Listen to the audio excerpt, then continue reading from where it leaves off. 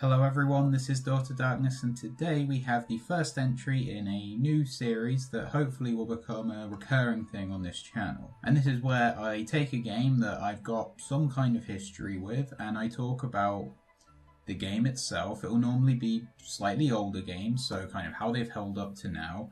But first and foremost, like my story with the game, how I first came across it, what I thought of it at the time, having revisited it, what I think and that sort of thing. So it's not an outright review, it's a retrospective. It's me looking back at my own personal gaming history. And to start with, I thought, what better place to go than the first game certainly the first game that I remember ever playing, Super Mario World on the Super Nintendo. So Super Mario World was made, of course, by Nintendo for the Super Nintendo Entertainment System in 1990 and was the fourth main console entry in the Super Mario series, which, I would imagine most people have probably heard of once or twice.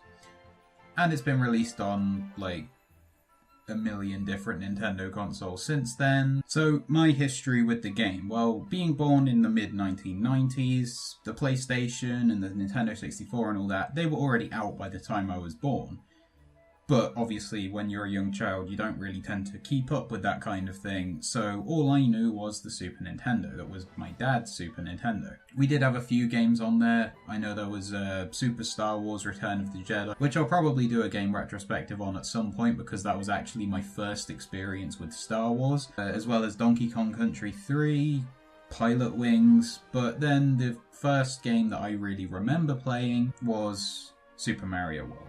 Of course, I wasn't very good at the game. A lot of it was more watching my older siblings play it than actually playing it myself. I can only really remember playing levels from the first 3 worlds at this stage and kind of watching them play others, but I remember, my sister and I would alternate with the Mario turns, and then my brothers would alternate with the Luigi turns. And it would basically be my older brother and sister that would be kind of actually getting through the levels, and me and my younger brother would be dying a lot. I do remember being very excited about seeing my older brother beat the game for the first time, and then actually being able to do that myself a few years later when I'd revisit the game. And this is a game that I've pretty much played every couple of years for my whole life, because it is just a really fun game. It's a game that means a lot to me in terms of nostalgia and everything. Obviously, it was my first Super Mario game. When I think of the Mario theme, I think of the one that plays in the first world of Super Mario World. I don't think of the ones from the NES games or the more well-known ones. But then, how does this game hold up? Really, really well. I feel like I was really lucky that this was the first game I ever played because it's so good. Having played all the other 2D main series Mario games, I still think this one is the best. And, I've played most of those games once or twice at most, but it's this one that I must have played 10 times or so by now from start to finish. I remember every new Super Mario Bros. Game coming out that would slightly disappoint me by the fact that the cape power-up wasn't there. And obviously they had equivalents with the Tanuki tail and all that stuff, but the cape power-up was always the one that I liked the most in this game, and it's the one that I would kind of go out of my way to get at every opportunity. And then the other thing, of course, is Yoshi. You can use him in the vast majority of levels in this game. The only ones you can't are haunted houses, fortresses, and castles. And also, you have a bit more depth with Yoshi in this game, because there are 4 different versions. There's the green, yellow, blue, and red ones that all have different abilities based on when they eat shells and what happens when they spit them out. Like the blue one, if it eats a shell, it can fly.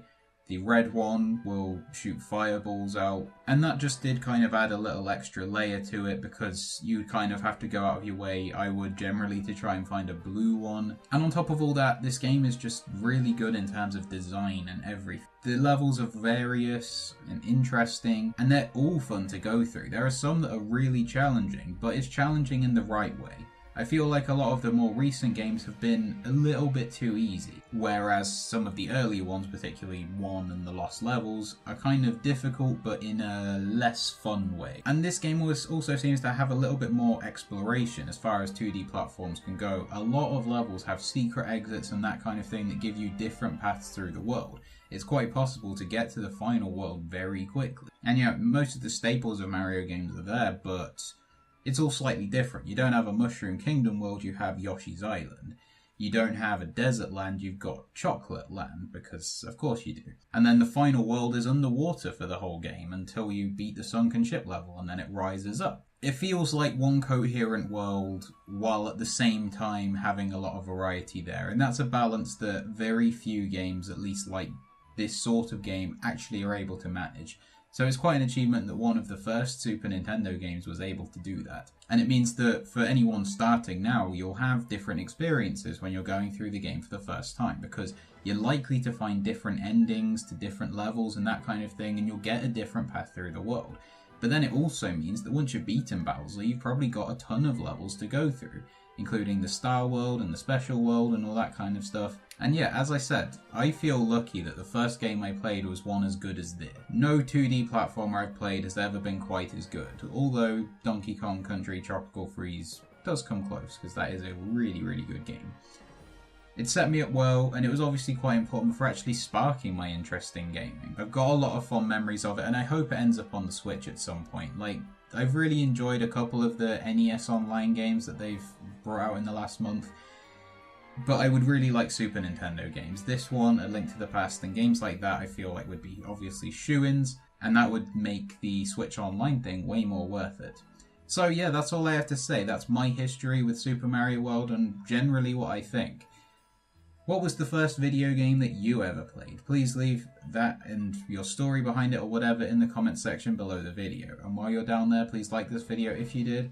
And if you liked it, then check out my other videos and subscribe to this channel. And as always, thank you for watching.